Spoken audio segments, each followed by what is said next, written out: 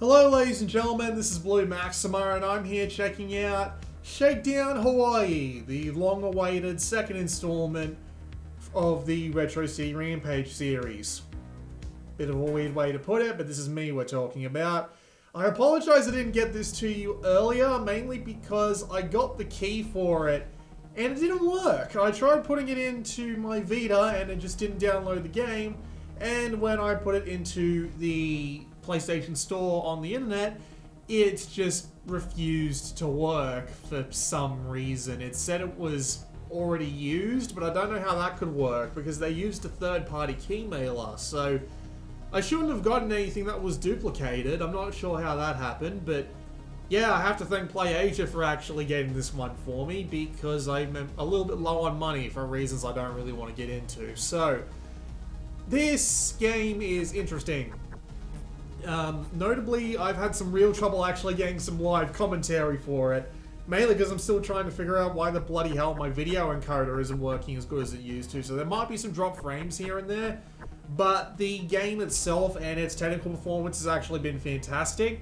There's only one time I've noticed any what's the word I'm looking for, performance drops, and that was this one mini game I played where you're in the middle of a forest, you have a flamethrower with infinite ammo, and you can set literally everything on the screen on fire.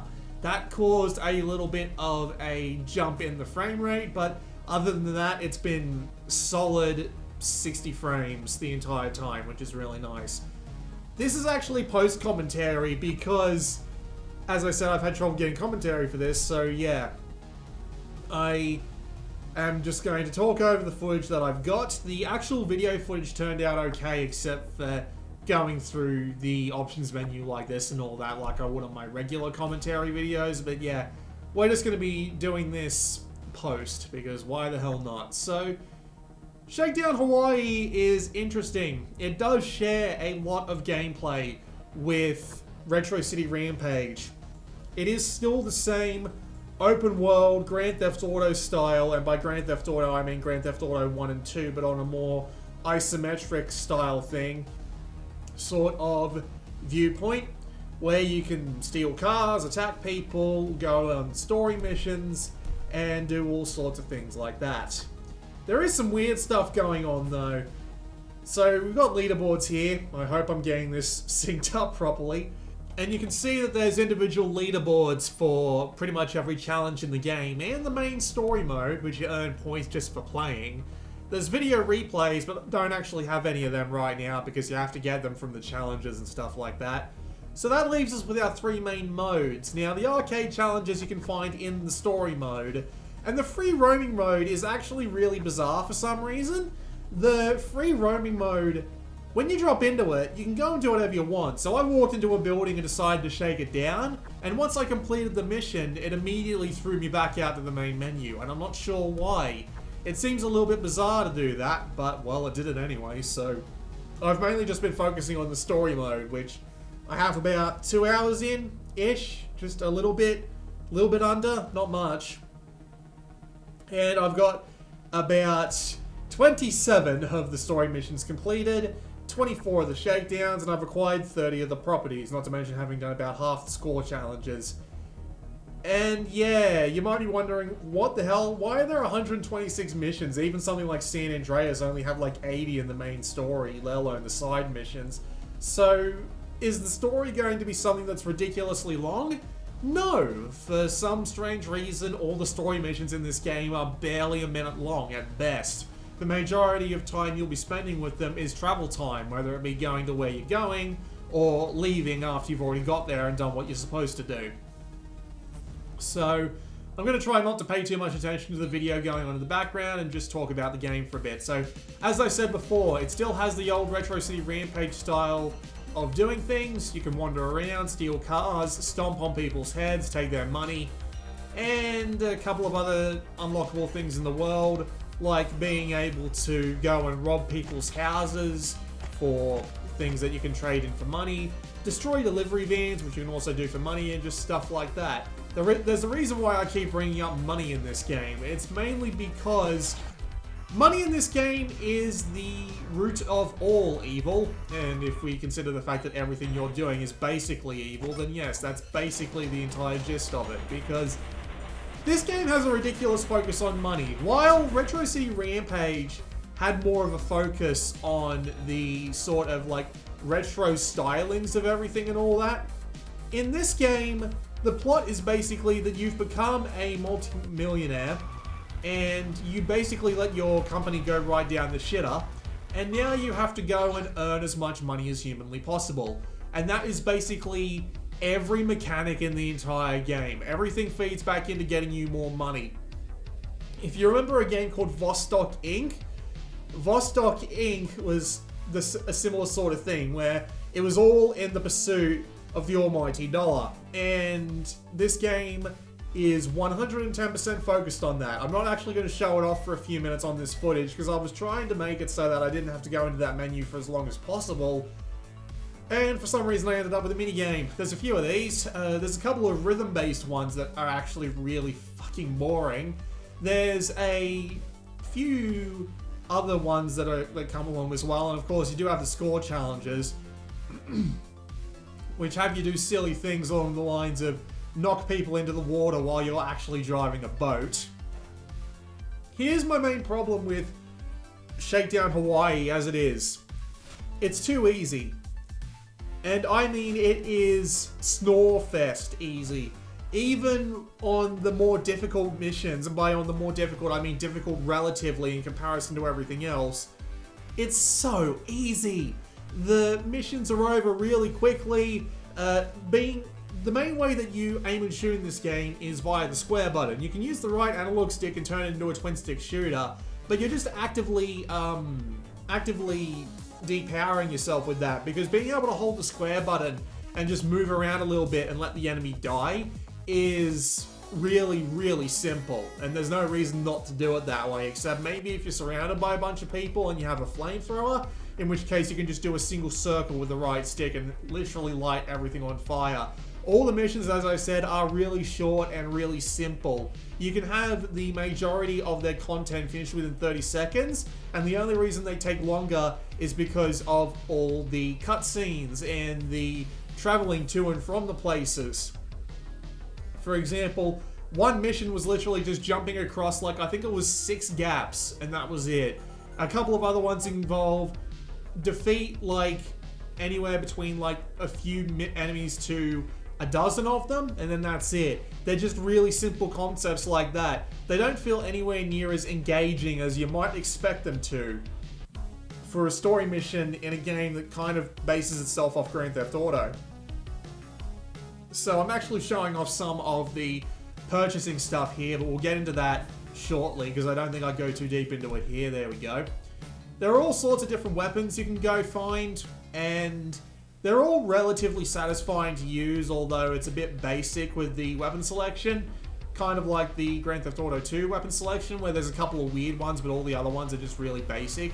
You get your submachine gun, your assault rifle, your shotgun, your rocket launcher, your flamethrower, your grenades, your molotovs, and stuff like that. A couple of the more interesting ones are the spread gun, which is exactly what it sounds like if you play Contra. And there's the hairdryer, which is exactly as weird as it sounds. But yeah, it's mainly just some basic stuff, nothing too out of the ordinary. Cars are absolutely fun to drive. They're fine. They're pretty neat.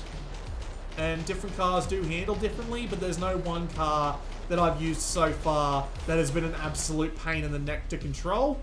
It's just, it's fine. It does what it needs to do. What else is there to talk about before I actually get onto the money-making things? You can find the arcade challenges and other challenges out here in the world, but they're actually kind of hard to find if you're not paying close attention to the map. And by the map, I mean, the map and not the mini-map, because the mini-map isn't actually that helpful in this game outside of spotting a couple of things. And there are some collectibles you can find out in the world. The main one is the cables, charging cables, which you just saw an example of one. That's what they look like. They look like just big power bricks. You can just find them in random buildings the same way you could in Retro City Rampage. But that's basically it. There is one thing I do want to talk about, though, before we move on to the actual money side of things, and that's the fact that this game doesn't know when to let a joke lie. Now, in Retro City Rampage, the joke of that game was the retro references, but at the same time, they were constantly swapping out references for new ones, and they were integrating them in fun ways in the gameplay, including to the point where they included things like references to Commander Video and Meat Boy in like their own little neat mini arcades that had their own sort of gameplay, which was relevant to their series while still being faithful to the idea. In this game, it's money, money, money, money, money. Every cutscene has a reference or a joke about the current state of things in, well, basically the world, in capitalism, in video games, in everything. And it throws them at you so often that not one of them has any time to really stick around. And it just gets really grating after the shortest amount of time. It's clear they're trying to make fun of everything and everything under the sun that relates to basically the modern day technological world as it is and the ways we make money and stuff like that. But not one of them lands particularly well. You might get a chuckle the first couple of times they do it, but after that, you really won't get much out of it. It's kind of depressing in a way. Just how... It's depressing in the sense that it makes you think about, oh wow, we really do fuck ourselves over with all this stupid shit, don't we? We do that all the bloody time, and this game does not help you feel better about that subject in the slightest. So yeah. You also swap over to this other guy from time to time who's basically like your, at this point anyways, your traditional Grand Theft Auto goon. He just goes around doing things like stealing from people's houses, breaking into their mailboxes and stuff like that. And they're still constantly teaching me mechanics. Like, this is the day that teaches me that you can beat up people's mailboxes and keep what's inside them for extra money. Although, honestly, earning extra money after a certain point in the game when you can start taking the daily... When you can start taking daily income and diverting it into your own personal income, I don't really see the point of doing anything outside of that once you get to that point. And I just got to that point in this video, so... Yeah, I should talk about the money now, shouldn't I? So, the way this works is that you're trying to rebuild your empire, and when you are rebuilding your empire, you have the ability to buy out buildings, and you can buy out buildings by simply going on the map and picking them to be bought if you've got the cash. The more buildings you own, the more income you get every single day. The game has a day-night cycle, so... Why is everything going off? God damn it. Why can't I just be left alone? So yeah, you get a daily income based on everything that you own, every single building, and you can own almost every building in the bloody city. So, yes, you can't buy everything right off the bat, so you basically just can't, like, buy a bunch of things, leave the Vita turned on for, like, 24 hours, although you can't really do that anyway. You'd have to come back every half an hour to tap it awake. But you can't buy everything, but eventually I imagine by the end of the story you can buy everything. And then once you buy a building, it adds to your daily income.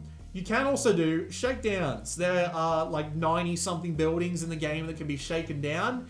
And shakedowns are even less complex missions in this game. So, just as an example, you walk into a shop and you start the shakedown. And the shakedown, it literally just evolves down to destroy everything in the shop. Just beat up a couple of shopping shelves and they'll eventually give up and you'll get a little bit extra into your daily budget. It's the same with almost every shakedown mission. Some enemies will spawn outside and you'll have to go kill them. Some enemies will spawn inside and you have to kill them. Sometimes in the vehicles, you'll have to get in the vehicle shops, I should say. You have to get on a vehicle and drive around the shop and destroy everything that way. The missions usually take like less than 30 seconds if you don't get yourself killed. And they are pointless. They are even more boring than the main story missions. And considering there's over 80 of them and they start repeating very, very quickly, it kinda makes it a real pain in the ass to do. Out of the 20-something shakedowns I've done so far, there's been one that's come off the usual grind. And it was basically one where I got stuck underground and I had to find my way out, and the way out was punching a wall, which was a little bizarre.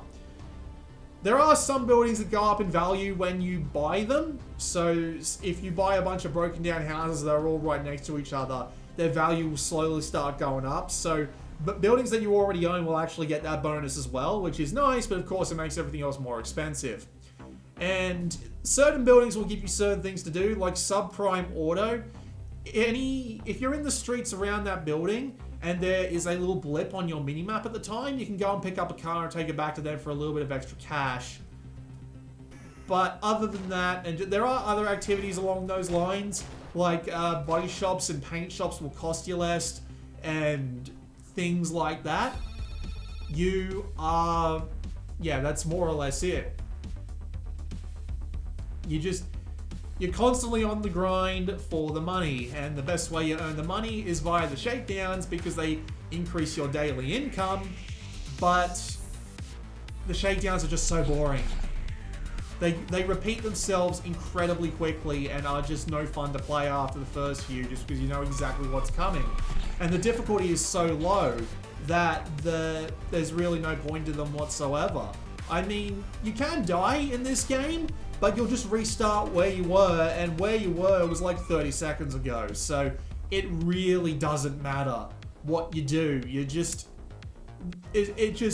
so boring. It's so dull.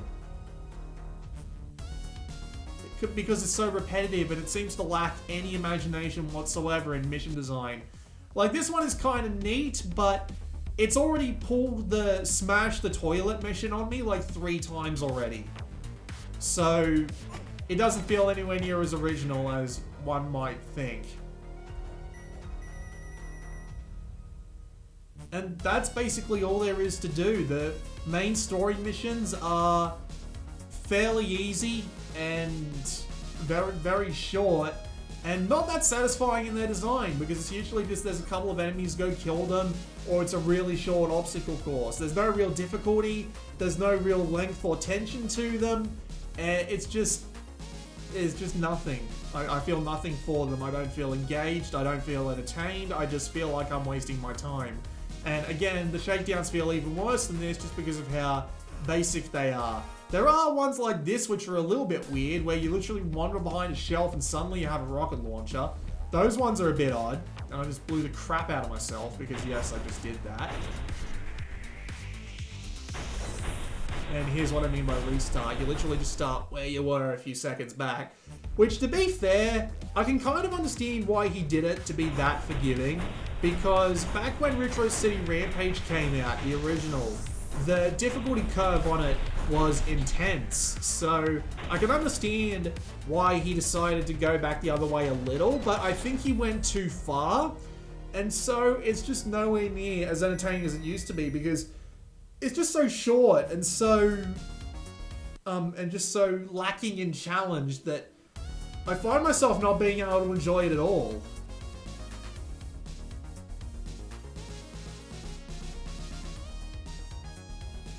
I don't remember why I went to the menu here. I guess I'm just going straight to the next story mission or something.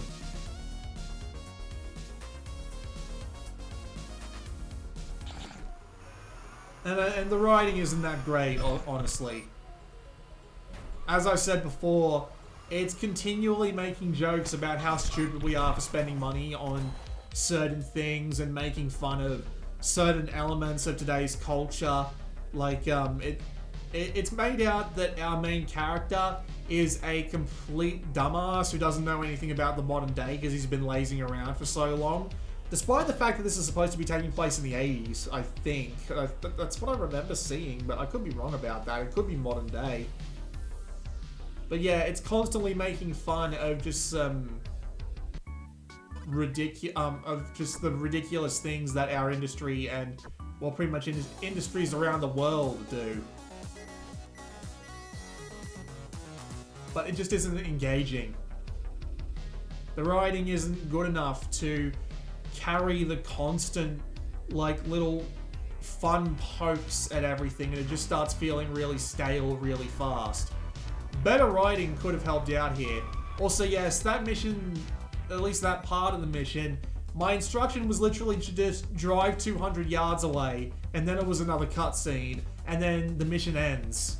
Because the missions in this game are designed to be as short as humanly possible. It feels like mission design for people with ADHD. I'm not even kidding on that part. You're constantly being thrown into a new mission or being told to go to a new mission. It's so bizarre.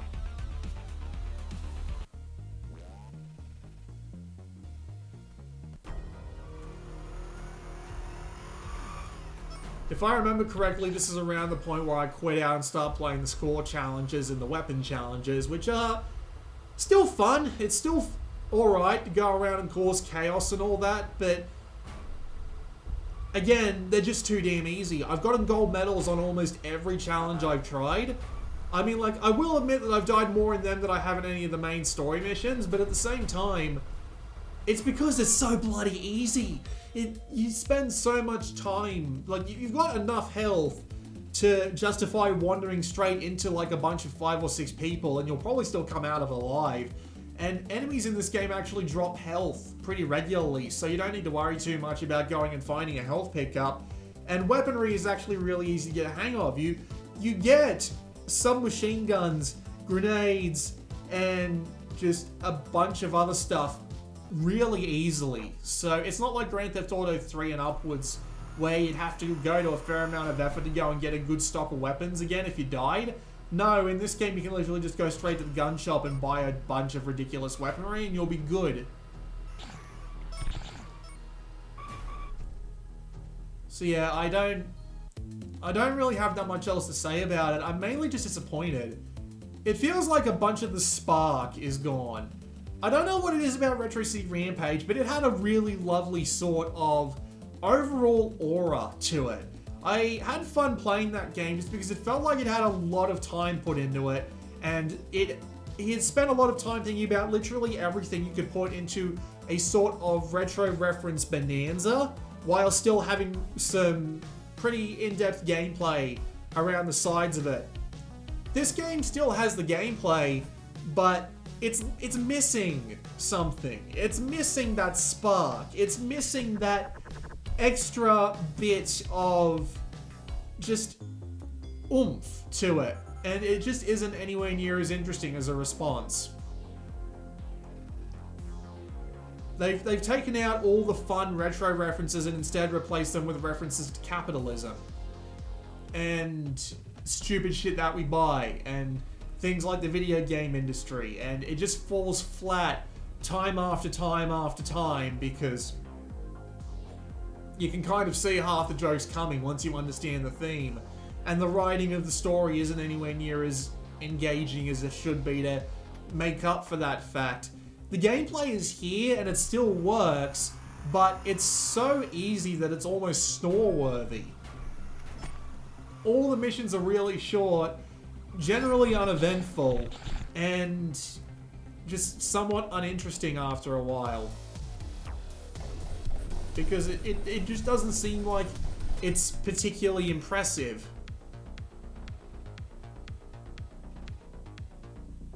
And I'm just bored. That's my main problem with it. I'm bored. The missions aren't interesting, the difficulty isn't high enough. The story is snore-worthy at most, and I just don't like it that much. It's a perfectly okay game, but it has so many steps back from Retro City Rampage that I'm kind of surprised at it. It does at least look good. It definitely is a step up from Retro City Rampage. But at the same time, it does tend to look a bit duller for it. I mean, sure, I could go and change the color palette if I wanted to, but if this is the most colorful the game looks, I can't imagine the other color palettes helping out too much. The sound is actually pretty good. I don't mind some of the music they got going on here. The sound effects are pretty basic though. Nothing too out of the ordinary there. And just the The overwhelming focus on money, I think, is a big problem for this one. Instead of having a bunch of unique things for me to go and do, it all feels like I'm just going for that almighty dollar, and it just isn't that enjoyable in the process. Since you have to be constantly going for shakedowns and buying properties and going on more story missions, because instead of being actually interested in the story, you're just doing it because, oh, I feel like I need to get more buildings to buy and things to do and stuff like that, based purely on the story missions, instead of actually being interested in the story. I'm just not enjoying it that much. And I would wholeheartedly recommend Retro City Rampage DX over this one, because it just has a layer of charm. Even with Retro City Rampage DX being relatively easier than the original Retro City Rampage and all that, it's just... it feels like a more enjoyable game than this one. I remember having a much better time with the original Retro City Rampage than I did this one. It just doesn't have that spark. And that is the most disappointing thing of all. It's good. Don't get me wrong, like, it's well polished enough, and it's got enough content to keep you in for a while, but I don't plan on sticking around. I have a fair bit more footage to let you see, so I'm just going to let that play out over the rest of the video. And yeah, this has been Blue Maxima, and I will see you all next time.